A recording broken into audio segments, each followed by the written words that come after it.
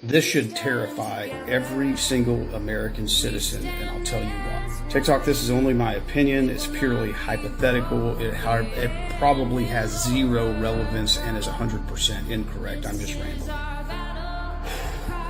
Okay, so this guy, Tim Walz. Well, let's start with he changed the state flag to resemble the Somalia flag, or allowed it to happen. He is now, for Minneapolis, they have the call to Islamic prayer 5 times a day. And he is being used as a pawn. And this is the same governor who said that the 10 Commandments don't belong in the classroom in the United States of America.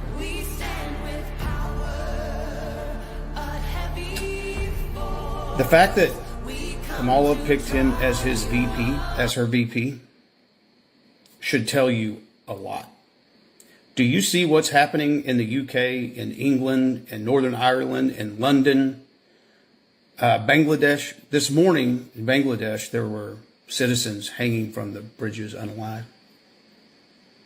In Britain, in the UK, in London, they are being chased down. The citizens of the country are being chased down by the extremists with bats, knives, wooden sticks, and getting unalived and beaten, while the police do not help. I have been warning about this for a long time, that this potential could happen. And I said that all of this open border all over the world was setting up to allow extremists to go into countries and get a strong foothold, come together, help each other until the time was right, and then they would strike. We're seeing it unfold in UK, in England, in Britain, Northern Ireland. We're seeing it. And somehow, ironically, I think very few people picked up on who she just picked and why.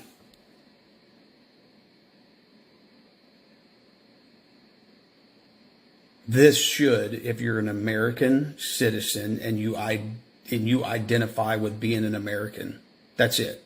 Doesn't matter who you are, what color you are, if you're man, woman, if you're what, none of that matters. You have to understand that an extremist from all walks of life, whether it's Christian, whether it's Republican, whether it's Democrat, whether it's Islamist, whether it's Catholic, Jehovah's Witness, it doesn't matter. All extremists that are in groups believe that their way is the only way, and that if you exist, that either A, you should not exist, and if there is some part of them that will let some people exist, you have to convert 100% to their belief system. Do everything that you are told and trained to do in order to live. And that's what's happening. Over the next few days, depending on how much worse it gets over there, we'll tell you about how fast it's going to reach here. But this should tell you how fast they want it to reach here. And for those of you that think November 5th is going to stop it all, and January 20th is going to whisk it all away and everything's going to go back to normal, then you don't really understand the magnitude of the situation that we're truly in. You really don't understand how many different things are happening all at once to keep our attention diverted, to open us up to be extremely vulnerable to an attack. I am speechless. I truly am just blown away at the moment. At first I was like, why in the world would she pick this guy? How's he going to invigorate the party? How's he going to invigorate the voters? And then it just came to me about what Minnesota's been doing, the direction they've been heading.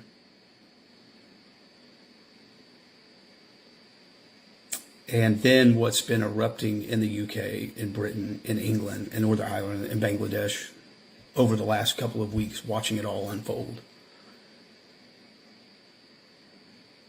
I hope we get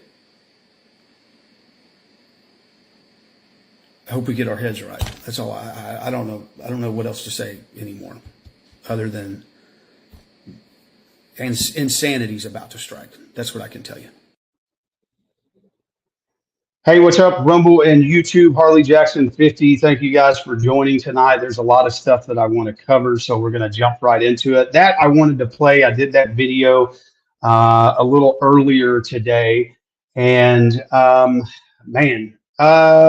lot I didn't know about Walz, right? So I did some investigating on him in Minneapolis. There is the rated by the FBI is the Somali community, and it has become the Islamist recruitment capital in the whole United States, right? So this is on the three-letter agency's list. They know about it. They're watching it. I guess in between going and questioning parents about being concerned about their kids' school and the books they're reading, they work in the T recruitment group up in Minnesota. 45 different Somalis have left Minnesota to go to Al-Shabaab and ISIS. So this is something that they've seen them leave and go, and they already know that they're there. So this is a real deal, right? And most of them came out of one single mosque out there in Minneapolis. And that is one that Wells likes to frequent with him and his wife. They love to go there. That is, they see it as neighborly, and they believe that they signed a deal into law that nobody, illegals can have driver's licenses. So I'm going to assume that means they can probably end up voting. And another thing, I'm not going to cover it in this one. I'm going to more than likely cover it. Matter of fact, I'll write that down at the beginning. I don't know if you guys are paying attention, but the cheating is in full swing. There's already, pictures of people dropping stuff. There's already, there was one investigative report where the guy goes to the apartment complex. He talks to him in Spanish, and he just starts asking him, "Hey, are you registered to vote?" "Yes." Are you here legally?" "No." And what that was, it was in Georgia, and it was 14% of the people he talked to were registered to vote. So basically what he said was, if you extrapolate that over the entire illegal immigrant population that is estimated to be in Georgia, which they believe is higher, they're just going based on what records that they have, that they said that that would be, the difference would be about 47,000 votes. Don't get me tied up on the numbers. But that would be, and I think Biden supposedly won Georgia by, 17,000 votes, right? So the dishonesty, I guess is what I'll say, is in full swing, and I can assure you, if we all sit here and do nothing and expect it to just come in by going to vote in one day, then I think we're going to be disappointed. So let's jump into what we came here to look at. Okay, I'm still talking about the Trump deal because obviously stuff is continuing to just unfold right and left and right and left. And the crazy thing that, I don't know if you're watching these hearings, probably not. I've watched about 25 hours of these. All that we're hearing is we had a situational failure with the Department of Secret Service. So you have a lead agent, Tim Wallace, I believe. I got it written down. I'll have to find it in a second. Or Tim. It'll come back to me. So we have this guy in charge, right? And then this new acting director, Rowe, actually was in charge of overseeing all security and operational, right? So to me, the director Cheadle would have been the first one to fail. Okay, she resigned. I'm a little bothered by this because since her resignation, I have not heard a call for her to be held accountable by anybody, Democrat, Republican, Independent, right? So that's very strange to me. She just basically came in for the first hearing for 3.5 hours. She sat there and I don't know. I don't have the information. It's an ongoing investigation. I don't know. That's all it was for I was kind of upset watching that because that was 3.5 hours I'll never get back of I don't knows. And this is an ongoing investigation. I don't even know why we had it that soon, right?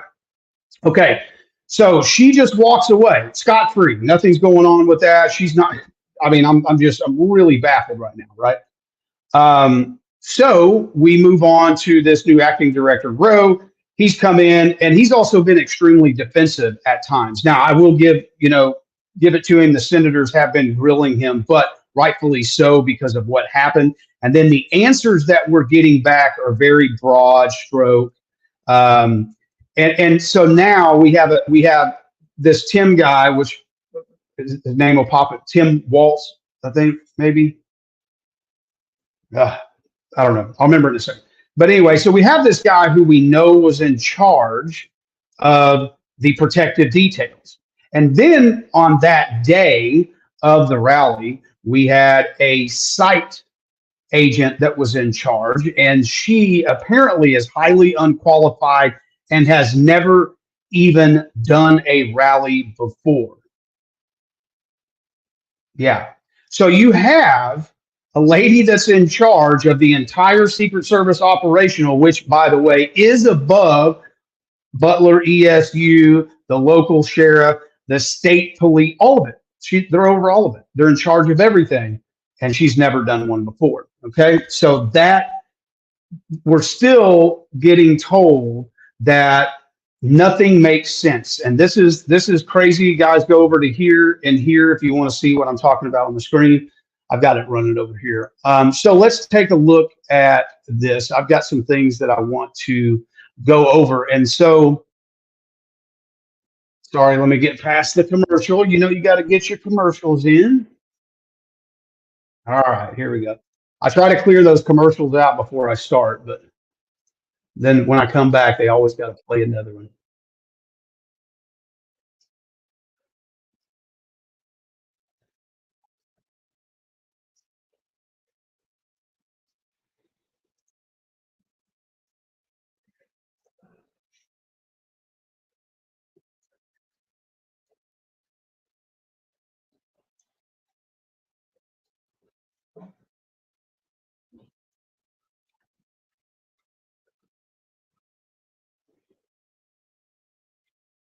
Okay, I'm just going to pause it right there. So again, he is talking about AGR, American Glass Research Building, which was 139 yards from the stage, the podium that Trump was standing on. That's basically a 9-iron in golf.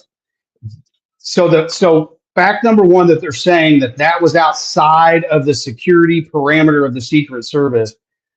What is bothering me about these Senate hearings is nobody is asking this man or Cheeto or anybody else, tell me how in the world that 139 yards would not be in the inside of a parameter, an elevated roof to a podium down here, and it's 139. How is that even a consideration? How is that a policy? How is that? What do you do to assess this situation? How do we know? And I apologize, guys. I gotta remember to pull this back up. So let me share my screen with you. So I just played that, and you guys are like, "What are you even talking about?" So sorry about that. Let me pull it up here real quick. All right, sorry about that. So I'm still learning the technology of this stuff. I'm still trying to catch on to it. All right, so we're going to keep going. Hang in there. Having been there and walked it, I had a hard time understanding. So there's no protocol that says anything within 300, 500 yards, direct line to the president should be in or out of the security zone. There's not a protocol that describes that. So, Senator, what we try to do is we try to either control the high ground or mitigate line of sight concerns. Okay, so we either try to control the high ground or mitigate the direct line of sight. I don't know, but you know, in the Marines, there's no such thing as try, right? So, or you know, in the service, at least there wasn't 25 years ago. So you have to ask yourself, why would the person leading the entire Secret Service say we try to control the high ground and mitigate the line of sight? So like the AGR building or the water tower, both of those would be line of sight AGR building, and the water tower, right, which would be elevation. So both of those got skipped over, but he's sitting there saying that's what we try to do. Okay. You've stated that on multiple occasions, President Trump's team was denied more of a detail, more assets. Who denies that? Who is the person that denies that, generally speaking? So, Senator, there's a process. Again, there's a conversation had with the detail. There's got to be a buck stopping. There's got to be someone. Who is the person? Is it a level within the DC agencies? Is it someone in the Pittsburgh office? Who denies this? It has nothing to do with the Pittsburgh office, Okay. sir. It is a conversation between not only the detail, the field office, but also. I don't want to know the conversation. I want to know who makes the decision. The decision, sir, is it's our process between the Office of Protective Operations and the Office of Investigations. Is there a title for this position? It is called we affectionately call it the War Room, and it's where all of our logistics files into. So it's a room that All right, makes pay the attention. decision. It is a staffing and assignments officer. Okay. Is the Secret Service required to do a briefing with all entities of law enforcement involved? Okay, I'm going to stop right there. So, so he's questioning about it, and what he's trying to drill down into is, you see, he put on that good little show, acting like a hard ass. He said, "I want to know a name." Okay, well, that was pretty passionate, and I do say this a lot about Capitol Hill, is I feel like it's a Washington Hollywood, right? Because we always see a lot of barking and a lot of aggressiveness, but what we don't see is results. What we don't see is answers. What we don't see is people actually, paying the piper. We don't see people getting in trouble, and some people argue, different. Oh, well, Big Tech had to pay $6 billion on this, or Big Pharma paid it. Yeah, but they made $200 billion doing what they're doing. So that's just a slap on the wrist to make the American public think that something's going the way it should be in their favor. And then that's the backdoor deal. And where does that money go? It doesn't go to the families that were affected. It goes to Congress, right? All right. So the thing that would have been right there logical for me, if this was a true, if this senator was really trying to get the answer of give me a name, is he would have said, okay, so you just said the War Room was responsible, correct? Well, yes, that's where we all go to plan. Okay, so who are the names of everybody in the War Room? Because everybody in the War Room would have been responsible for making the decisions of what happened that day. I mean, wouldn't that be the next logical thought process on that? That would be that's the answer, right? If you're looking for a name and you want them to give you a name, and you're telling them you want the name, and then they tell you, oh, it's not a certain somebody, it's this whole room full of people. Well, then you just said that whole room full of people is responsible for making that decision. All right. Bear with me as I click back and forth. I'm a little slow at this, so I'm still getting used to all this technology stuff. It hurts my head. So we're going to keep going. In the event of the days leading up to the event and the day of the event. We do a police meeting, sir, where we start at the So initial. it's required. Is it required? Is it part of your standard operating procedure? The police meeting is what initiates the advance, and that is what is required. Was this meeting held on that day? The police meeting took place on the days prior to that. Do you have documents of that meeting was actually happened? If we do, sir, I will get them to you. But you're saying that it did not happen on the day of the event. So I think what you're referring to is a Listen to me, briefing Flopper. that the state and locals would have done with themselves. We did a briefing with our own folks. They briefed. When did you? Did your people meet with local law enforcement the day of the assassination attempt? Yes. Okay, and you realize that the local law enforcement says no, that meeting never happened, and that's Hey guys, why we if need you're to on get these here, people in Harley to talk Jackson to us, 50, and this is why the you can FBI see needs all to be the speaking videos up and stuff that I'm sooner talking than later about and to say help that you meeting guys out did a or lot. didn't happen. To Surely there's understand some what I'm type of saying. documentation of that meeting one way or the other. Is there documentation of that meeting? So Senator, I can tell you that what you're referring to is the counter sniper team seconded to Butler ESU. Our personnel met with the team lead from Butler ESU, and they discussed areas of concern, areas of responsibility, and that did in fact happen at the site on that day. Director, Okay, I'm going to stop it right there. So there's a lot to dissect right there. And the thing is that is very interesting about the English language and about semantics, about, about listening to linguistics, right? Is listening to the words that are said. And in there, he said there should be documentation, and local said no, that it didn't happen, right? So the local is saying that it never happened. They didn't meet with them the day of to go over, to finalize, to talk about the game plan of the day, how things were going to roll out. So what he's saying is, well, we went down, and I've got a timeline I'll go over on the next one where he's talking about that's where they went down days before and looked at the grounds and talked to Butler ESU and talked to the state police. That's not how this stuff works. And what's really interesting is that's how he's trying to make it out to seem like this is normal, right? Normal is you would have all had a group meeting. Yes, you may have had your independent meetings that morning, and Butler would have had theirs, and the state police would have had theirs, and Secret Service would have had theirs, like he said. But then they would have all come together and said, okay, this is the game plan today, right? This is all very uniform. Everything is very uniform. Everything is very structured. Military, police, all that stuff is very structured for a reason. It's a chain of command, it's accountability, and to know when things go wrong, who you're going to pin that accountability on because of the chain of command and the briefings and the documentation and the training, yada, yada, yada, right? So the other thing is then he switches it to say the lead of ESU and Secret Service did meet that day.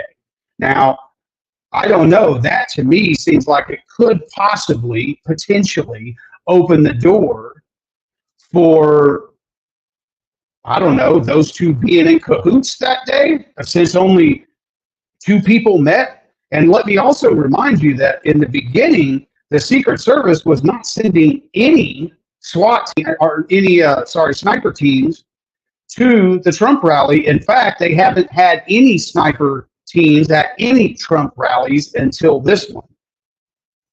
Well, that's interesting. Just another coincidence to chalk up to it, right? So they hadn't had one until this rally, and then two teams show up, and then they don't have the briefing with the rest of the Secret Service agents and the local police and all that. So they just show up last minute. Their radio communication is siloed, so they don't have direct communication with, at a bare minimum, at least the ESU sniper team. I mean, why wouldn't they have those two together, right? But they didn't.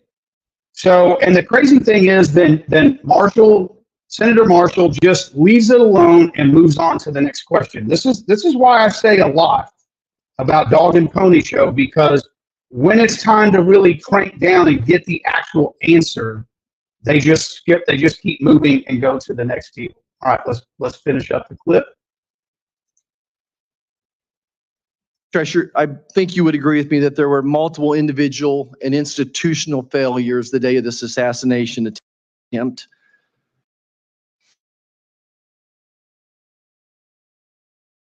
You have a $3 billion budget. You're still 2,000 employees short. And in 2022, the Secret Service had a 48% departure rate. That tells me you either have a cultural problem or just gross incompetence. Which one is it? So Senator, I would challenge that 48% departure rate. Let me get you some statistics that we have. It is not 48%. But go back to the multiple failures that we saw on an individual basis as long as systemic. I think it proves that there's either incompetence or some type of a cultural problem within the SS. So Senator, I know you're not calling our workforce incompetent, and I know we do not have a cultural problem. If anything, we are dedicated to making sure that we don't have mission failure. And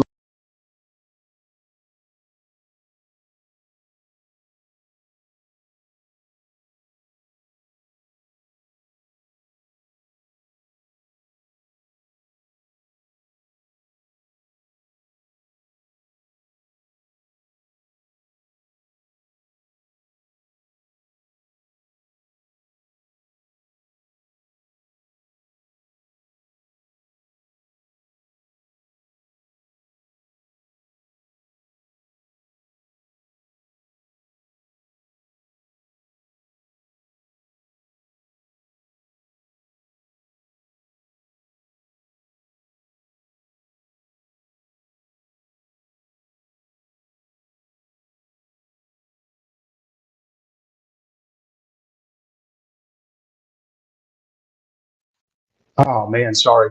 All right. Well, having a lot of technical difficulties here.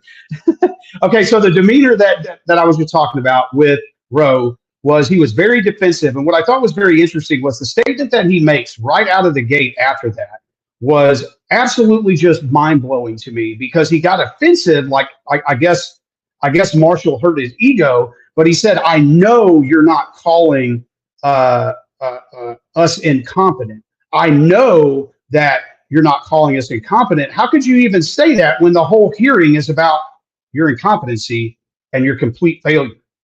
Like that is mind blowing to me, right? And then the second thing is talking about, basically the morale of the Secret Service. And he's like, "Oh, I know you're not talking about that either." Well, right now, about 50% of the Secret Service has quit, sent in letters that they don't agree with command, blah blah blah blah blah. I mean, it is bad news over there right now, right?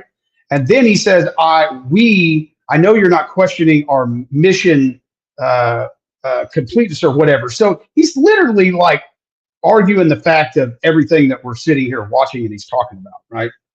So it's crazy to sit here and watch this and the whole room doesn't stop and point this out. Like, are you kidding me?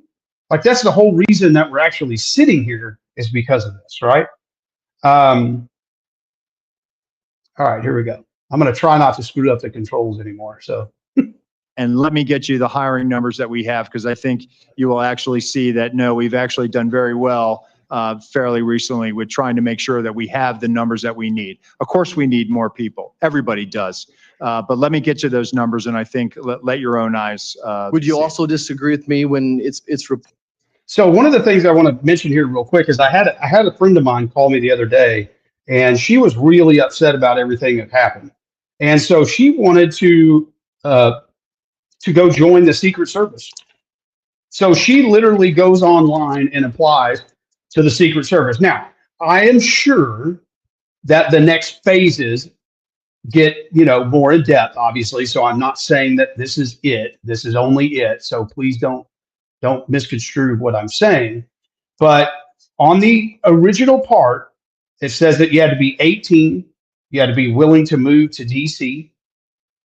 You had to be willing to take a 2-day polygraph, a 1-day psychological test. You had to be a U.S. citizen. You had to have a high school diploma. And the application was 1.5 pages long. Just to put it in comparison, a TSA application is 16 pages long. So that puts it just in a comparison there.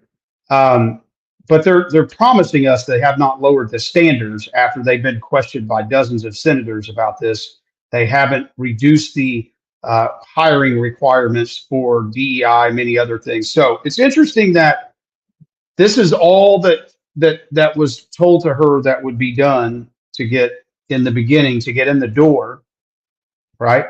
And then after that, then I'm sure there's more to it. But I just wanted to bring that up because those seem like a pretty low level entry into the government kind of thing, not the Secret Service in charge of taking care of diplomats and presidents, right? All right, so let's keep going. reported that almost 50% of the rank and file officers don't trust leadership within the Secret Service? Senator, I think it's the right of every worker to talk bad about their boss. Okay, I want to stop it right there. So he says, do you understand that almost 50% of the field officers and agents do not trust? He didn't say they don't like. He said they don't trust their leadership. And then Rowe says, well, every employee has the right to talk bad about his boss. Like, he just dismissed that shit. And what you're saying is 50% of the workforce does not trust him. Not that they don't like him, because a lot of people don't like their boss, but you can not like somebody and still trust them and still think they're, honorable and they're good at their job. You may just not like them as a person, right? He just brushes that shit off and that's it. And then they just move on. So again, here we are, right? Here we are with just the the deal. Now I'm going to take you to Holly real quick. I want you to listen to this one. This one gets real juicy with Holly, but again, where does it go? Right? What actually happens is what I want to know. What actually happens? Huh. How long have you been tracking our car's value with Car? Of course, we got to get past the commercial. Should we sell it? We hold. Oh, Silver vans are Sorry, going this is like a right now. 24-second ad low too. mileage is paying off. You think we should? Hold. Depreciation's really heating up. You think? So I actually go on here and I preload these, but by the time I get back to them in my presentation, I always have to wait for that commercial to go. We got about 5 seconds left. So Anna and track your car's value today. As the person who made the decision to send Donald Trump onto stage, knowing that you had a security situation, has that person been relieved of duty? No, sir, they haven't. Has the because- person who decided not to pull the former president off of stage when you knew that, in your words, the locals were working a serious security situation, has that person been relieved of duty? No, sir. Again, I refer you back to my original answer that we are investigating this through a mission assurance. And as opposed to zeroing in on one, What more do or you need two to individuals, investigate we wanna to find out know? exactly what the What more do you decision-making need to process investigate was. to know that there were critical enough failures that some individuals ought to be held accountable? I mean, what more do you need to know? What I need to know is exactly what happened, and I need my investigators to do their job. And I A lot of cannot, people didn't I do their cannot put jobs. my thumb on the scale. Otherwise, What do you mean put your thumb on the the scale? objective, you're asking me, Senator, to completely make a rush to judgment about somebody failing. I acknowledge this was a failure of the Is it Secret not Service. prima facie that somebody has failed? A former president was Sir, shot. Sir, this could have been our Texas school book depository. I have lost sleep over that for the last 17 days, Then just like you fire have. somebody And to I will hold tell them you, Senator, accountable. I will tell you, Senator, that I will not rush to judgment, that people will be held accountable, and I will do so with integrity and not rush to judgment and put people I can't believe unfairly that you are persecuted. unfairly persecuted. Unfairly, We've got people sir, who are we dead. have to be able to have a proper investigation into this. yeah, that was pretty heated, right? So I'm sitting there watching that and I don't even know really what to think, right? Because I'm just so blown away. He's asking, okay, is the person that was in charge of setting up the event, have they been fired? No. Is the person in charge of security at the, let the people know? Is the person that's in charge of this been fired? No. Why? We're trying to make sure we have mission assurance. Okay, so that's kind of like one of those words like national security, right? They just throw that shit around because most people think, oh, that sounds important, so we can't really challenge that, right? Just like nobody challenges national security, right? So the Big Brother can spy on us. They can read our emails, dig in our phones. We have no privacy, but it's all in the name of national security. So you're just going to have to suck it up and deal with it, even though we're violating your constitutional rights. And we know that we're violating it, and we're just going to do it anyway. And there's nothing you can really do about it, which we can. We just choose to accept that answer, just like we're seeing Congress accept these BS answers. And while, yes, that was a good heated debate, what came out of it? What came out of it was Roe telling him, I ain't telling you who did it. I'm not blaming anybody, and I ain't firing anybody. That's essentially what happened. He came out and did another hour press conference. We may get to some of that in here, but that essentially is what he came out and said. He's not firing anybody. He's not letting anybody go. So I said this before. I feel like this is going to go under the rug, and I feel like there's going to be another attempt, and this is just going to be it's another JFK thing, all 1962. All over again, right? Deja vu, 1962. I think that was the year, right? I may be wrong. Not sure. So what's interesting is we even have more whistleblowers coming out. So let me take you to that tab, right? Well, sorry, that's CNN. Let me take you to this tab. So this is Holly releases a whistleblower claims alleging Secret Service director's role in scaling back agency's manpower, retaliating against agents who speak out. Now, why this is really, really, really important right here is because this is to it says lost connection. I hope you guys can see that. It still says that. If you guys can let me know in the comments if you still see that screen. Okay, so basically what we're seeing here is this was a question that was asked multiple times, not only to Rowe, but also to Cheadle, to Ray, and to this other guy's name I forgot. He's assistant director now of the Secret Service. So they were all asked this question over and over and over and over by multiple candidates, even including the Democratic side, that were they scaling back agents in any way? They brought it up. Did they send them to Jill's deal? Did they send them to Kamala's deal? Because of course Jill and Kamala had an event in Pennsylvania the same exact day, all at the same time. That was another coincidence, right? So what's interesting is, so now they're also saying, these agents are saying, and when we spoke out and we said, hey, we think there's going to be a security risk at this rally, then they're getting put on different duties. They're getting basically bullied, which raises a lot of questions, right? Don't you have these people there for their bright minds? Don't you have these people there so that they do the best job?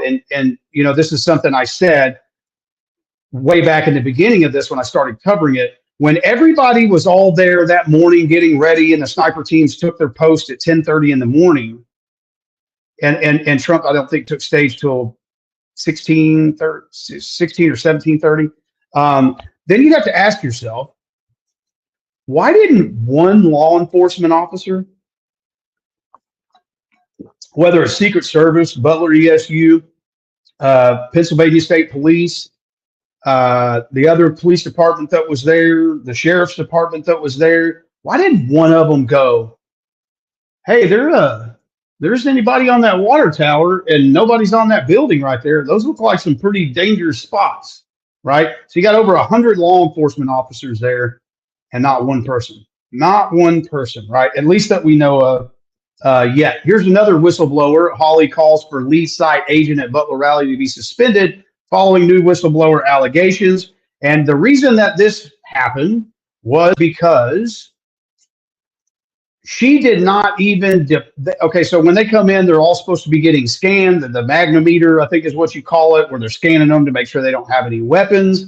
The people that paid for the VIP tickets were really ticked off because, well, they paid for that stuff, right? And they were supposed to get this this entrance, right, coming in. It was supposed to be kind of like a VIP treatment. Well, they were having to give up their umbrellas, their coolers, their bags, their this, their that. One guy had to give up his wallet because it was metal, you know, like those little ones you keep your cards in. But then they were watching the main general admission group coming in, and they were letting them in 30, 40 at a time, and they weren't having to give up their stuff, right?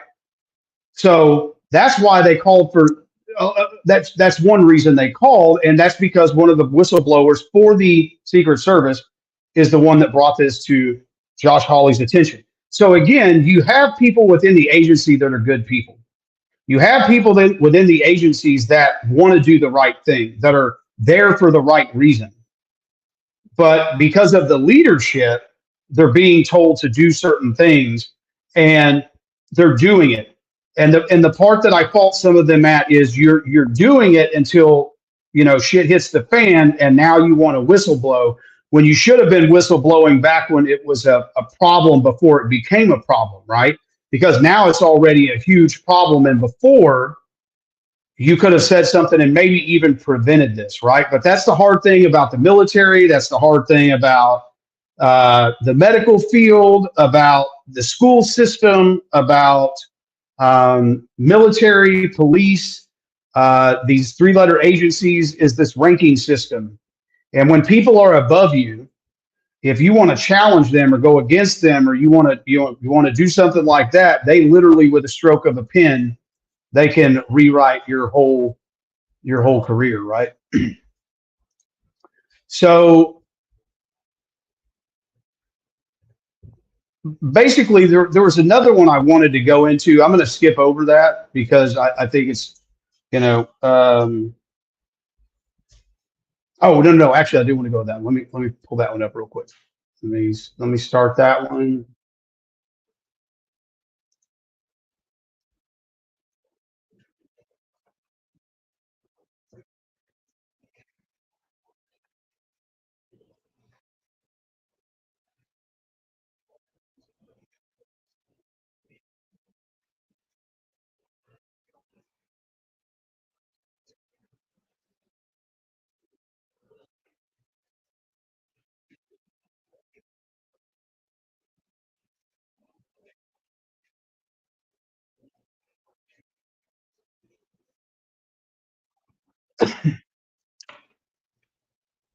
Oh, goodness.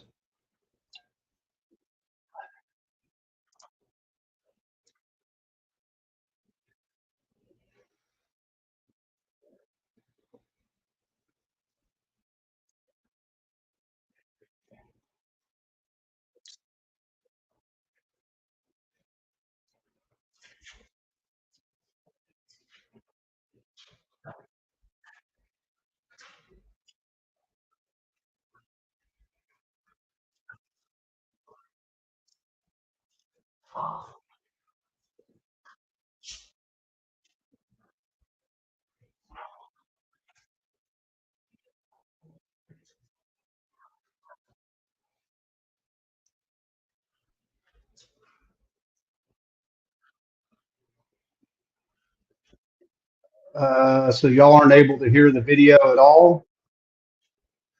Oh, Lord, this technology stuff is just wearing me out.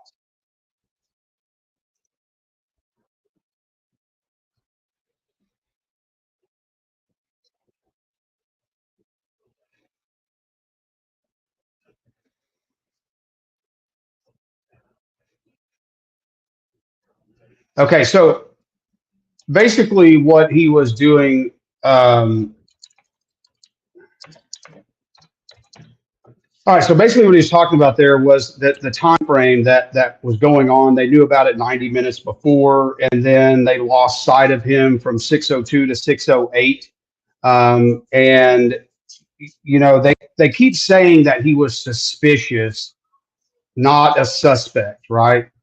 So if you think about that and say he's suspicious and not a suspect, you have to wonder, like, how in the world is a guy walking around?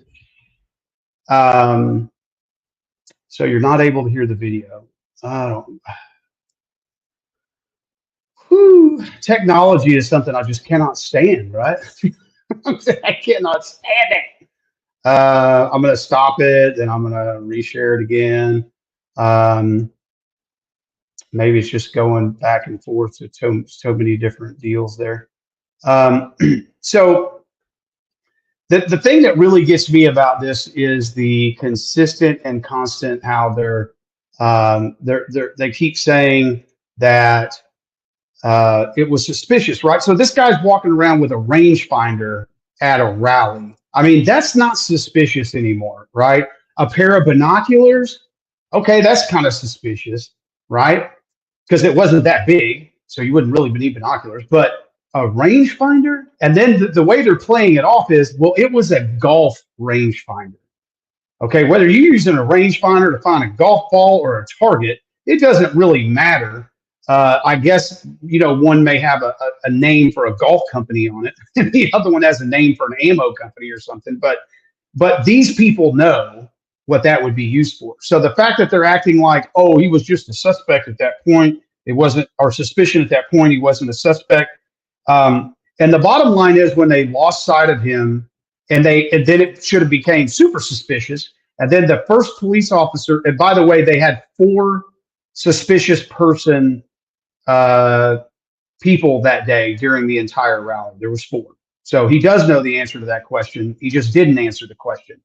That was answered in day 1. And then they tried to play it off that 2 of the 3 of the suspicious people were all under surveillance with Crooks and the other 2 at the same time, which I thought that's the route they were going to take to try to muddy up the water. But I guess they forgot about that lie up to this point. So, but at 6:08, a police officer saw him because the crowd was telling him, hey, look at that dude up there on the roof. Okay, so now that should go from suspicion to suspect. Roof, ground, right? Ground, roof. That should be a time where you're really like, okay, I think this has become a suspect. I think we need to get the president off the stage. But they don't get the president off the stage, right? And then at 6:11, they hoist the guy up on the building, which is 3 minutes of, I don't know, running around like a chicken. And then he sees that he has a weapon. He radios it, but it doesn't get to the right people. And why is that? Because they didn't get the communication, did not make it to the command post, because they had communication going from one person to the next person to the next person. I mean, it was ridiculous. They had 2 command posts. If you're going to silo communication, you don't have 2 command posts. All right, let's jump back. I want to see if there's anything. Oh yeah, definitely. This is important. Let me know if y'all can hear the Shell casings video. left from the day before. Where did they come from? The shooter, Senator, we believe fired 8 rounds. Let me know We if had you can hear the shooting video. reconstruction team go out there for a period of days and collect all that. So we have bullet holes, bullet fragmentation, all taken back, and we're still putting together the trajectory and ballistic analysis. Although we do have fragments of the bullets, and bullets have been collected in the distance from the shooter's weapon. Gotcha. It's my understanding there was a sniper team assigned to a window with complete overlook, complete view of the roof, the same rooftop, sloped rooftop where the shots were fired. It's also my understanding, according to some whistleblower accounts, that post was abandoned. What can you tell me about that? Why was it abandoned? Okay, so I want to stop it right there. So again, going back to the deal where he said we want to know how in the world this had gotten this far down the road with it not having the. How can they not have the reconstruction, right? I've been watching some videos and studying this information. Found some people that have basically gotten a CAD program, reconstructed the entire scene, put the elevations where they're supposed to be. I mean, literally reconstructed this whole deal. And these are just, yes, they are experienced with CAD programs and stuff like that. But you mean to tell me that after 3 weeks and some change, that regular everyday citizens can reconstruct this entire event? And yet the Secret Service, the FBI, all working together, all hands on deck, as they put it multiple times, don't have it reconstructed yet? This is all just delay tactics. I want to move on because this is really just more of the same, the same BS really is what it boils down to. Now, again, something that's very interesting to me because they talk about the Secret Service leaving their post, right? And this is something that's come up and it's been recanted. It's come up, it's been recanted. So this is where I think the real truth lies, is in that second story window. Beaver County officials say Secret Service told them to set up snipers on ground level as opposed to the top of the roof. Now, what's interesting is if they said ground level, is it ground level of the building behind AGR? Because it wasn't the AGR building in the front, because there was only 3 windows. All 3 of those windows were closed. I've seen multiple videos of the front of that building when this is all taking place. None of those windows are open. Nobody's set up on there. So now what's interesting is you have Beaver County possibly not being completely informed, right? And this is becoming a problem because now you have 2 people saying it's each other's fault, but they're not giving the same information, right? So again, I think all this confusion and all of this stuff is done in order to create mass confusion, get people all flustered, and then of course we got all kinds of stuff starting overseas that'll really start to distract us from this here pretty quick. And then another thing here is go back up here. Local officer radioed about the armed shooter on the roof for about 30 seconds before Trump was shot, but message never reached the command post. Internet cell service was down 25 minutes before shooting. I think that's very interesting because we do know that at events such as the 6th of that month, the first month, cell phone communication was jammed up there as well. And we know that only certain people have the ability to jam it, right? So I do want you to watch this video real quick. This was very interesting. Oh wait, where'd it go? So wrong tab. All right.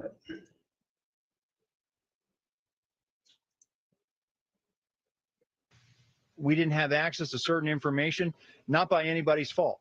It just so happened that there was a sense of urgency, that there might have been radio traffic that we missed.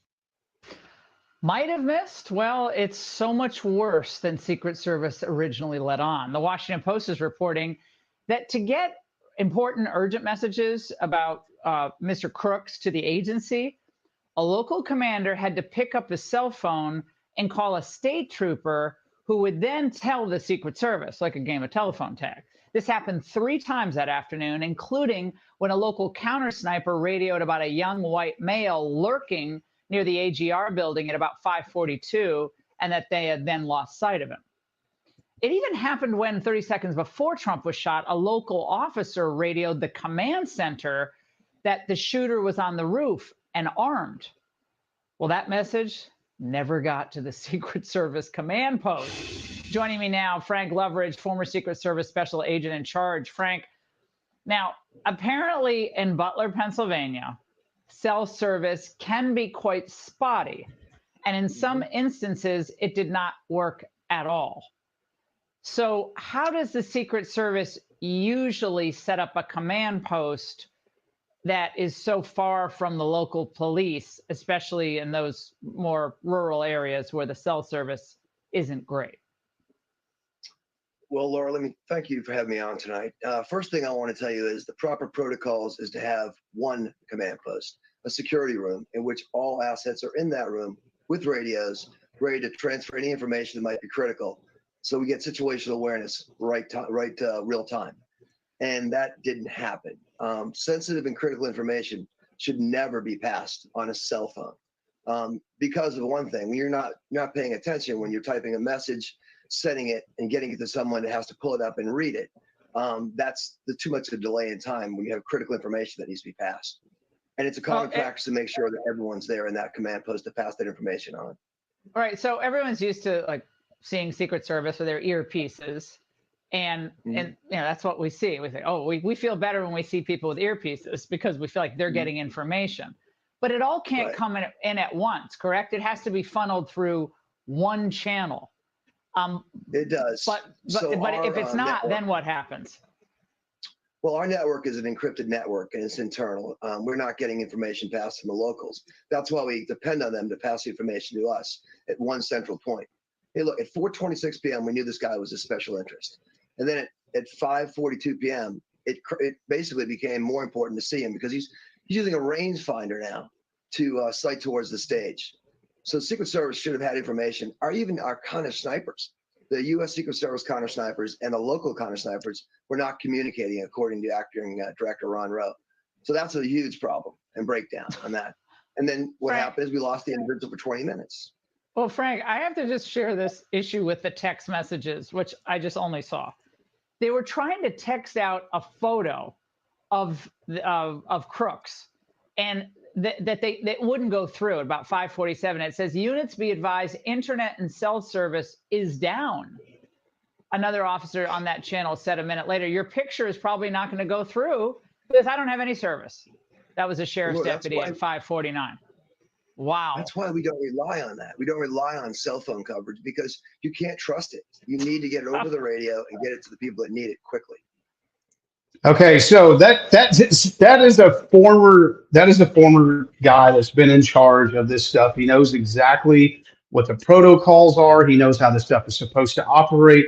This is what I've been saying all along as I've been covering this. This made no sense from the top to the bottom. You start off, you don't have combined meetings. Then you set up 2 command posts. You have a Secret Service command post, and you have the rest in another deal. And then you have a state trooper running messages back and forth. Like, this is the fact that nobody has been held accountable and has been put in jail tells you that we're in some serious trouble, because you cannot tell me anybody that's ever been in charge of anything, whether it's a squadron, whether it's a battalion, whether it's a unit, whatever, it doesn't matter, right? You know that things work a certain way. Everything is prepped in a certain manner. Everything is done in a certain manner. And we know that the Secret Service has encrypted network that they only communicate on. We're not saying that people should be the local should be able to talk to Secret Service. That's why you have the command post, because the local ESU or the state police says, hey, I got a guy, blah, blah, blah, over here at the southwest corner of the building, gray t-shirt, gray shorts, black shoes. He's got a rangefinder. He's pointing it at the stage. Well, 9 times out of 10, when that's coming across the radio to that commander that's in that command post, right, or that leader, then most of the time that's on a radio that he's listening to. Now, sometimes it may be in their ear. Sometimes they may just be listening to it. But that's when they can nudge, they could be nudging Secret Service and be like, hey, you need to hear this. You know what I mean? And it cuts all that downtime out. And then now they're talking about the cell phones were down because of the spotty service, I guess. I guess that's true. That's what they're saying. So the spotty service, and now these people were sending pictures, and I'm sitting here looking at the timeline before, and I'm like, why in the hell is it taking them 7, 8, 9 minutes to respond? And now I know why, because it was taking that long for the picture to come through.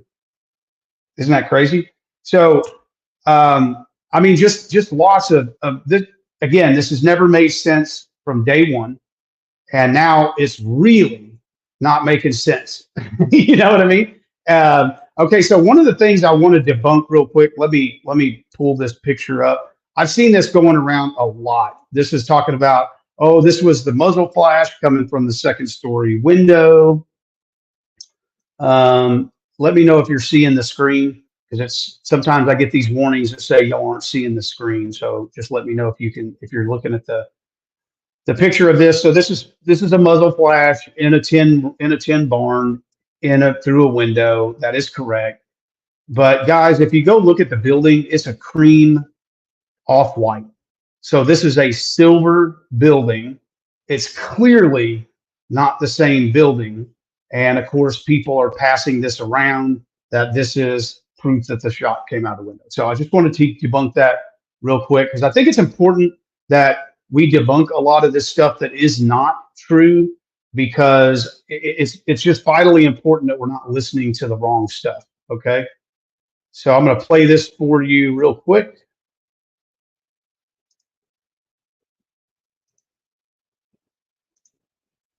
Maybe not.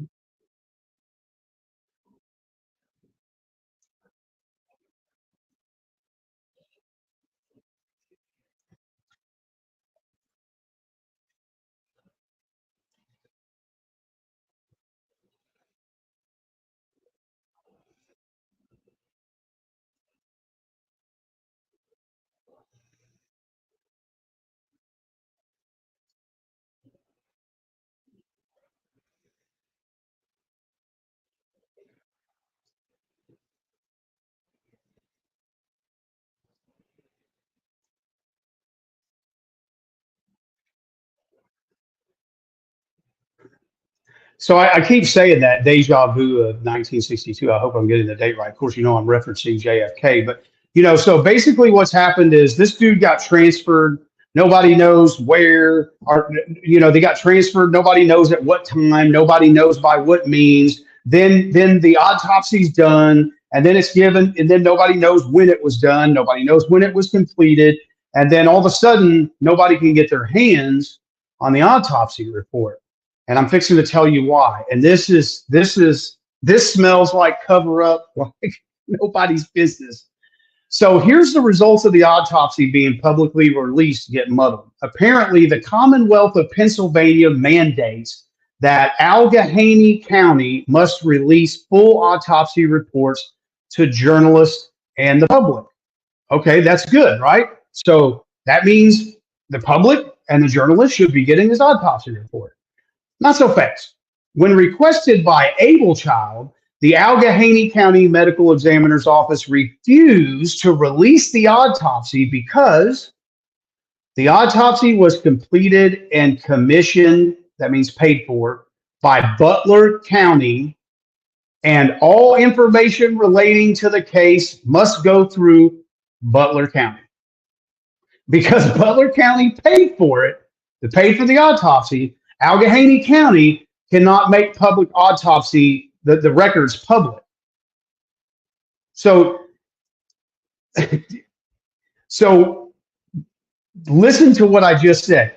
This all happened in Butler County, They sent the body to Allegheny County and then paid for the autopsy. And then Allegheny County cannot release any of the information about the autopsy like they normally do because it's not in their county. It was in Butler County.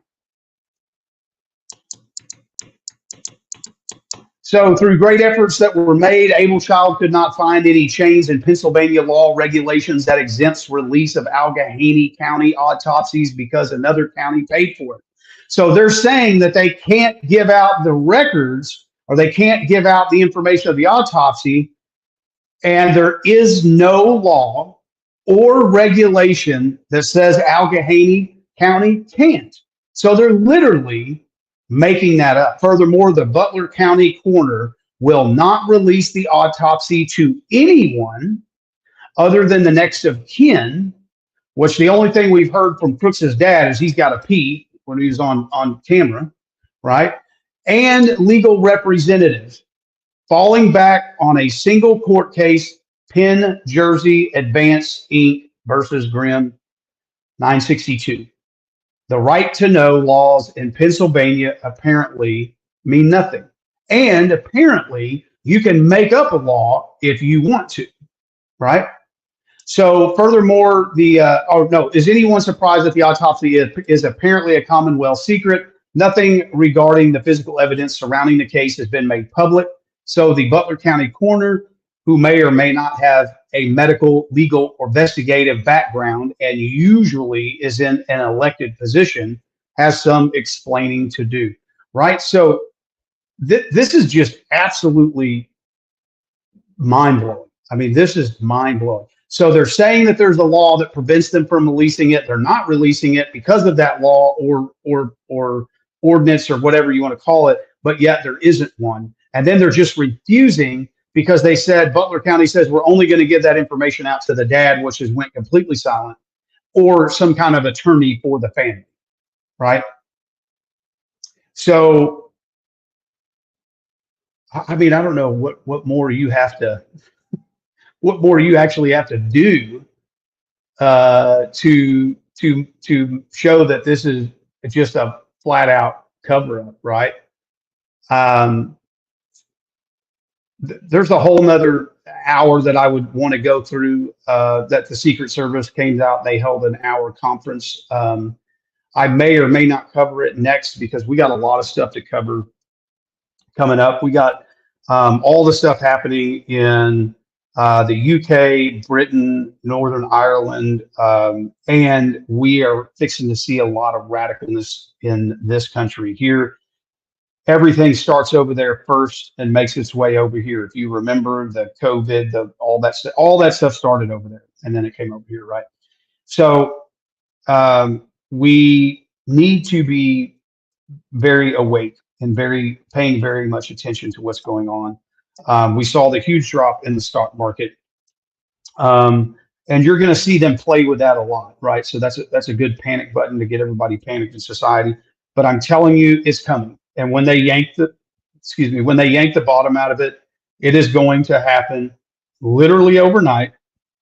More than likely, yes, it will be on a Friday, but it will be overnight. And we will be somewhat not thinking it's going to happen, right? So they did that little scare. And then why do they do that? Because then they can turn around the next day. Oh, it comes up a little bit. Things level out a little bit. Oh, the thing over in Japan worked out a little bit. And then everybody's like, woo, okay. And then that's why also when these things happen, when you can tell people, hey, you need to get ready. You need to be, oh, I keep hearing this all the time, blah, blah, blah, blah, blah. Nothing ever happens, blah, blah, blah. Nothing ever does happen until it does, right? And I could promise you this, you can't keep printing money, be $36 trillion in debt, have a shit economy with high inflation, and somehow it's going to pan itself out. And if you do think that, more power to you. But I would encourage you to do whatever you possibly can to get yourself ready. Make sure that you have the tools and things that you need at your disposal, because it will get rough. And I'm going to cover a lot of the Middle East stuff that's going on. This war is heating up, and we are about to go from proxy to boots on the ground. And for those of you that have children 18 to 26, I can assure you that the draft will kick in. That is why Biden signed that executive order, both allowing the draft for men and women, because we have a lot of boots to fill because of the recruiting numbers are way down, the people that have gotten out, and everybody.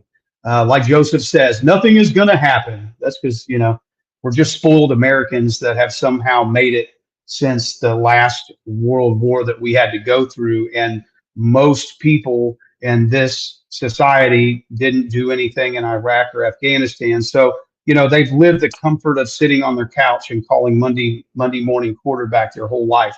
They've never had to deal with something major. So for those of you that take it serious, I hope that you, do everything that you can to protect yourself, protect your family. And for those of you that don't take it serious, remember there won't be any open doors when the shit hits the fan. Y'all have a good night. Thank you for tuning in.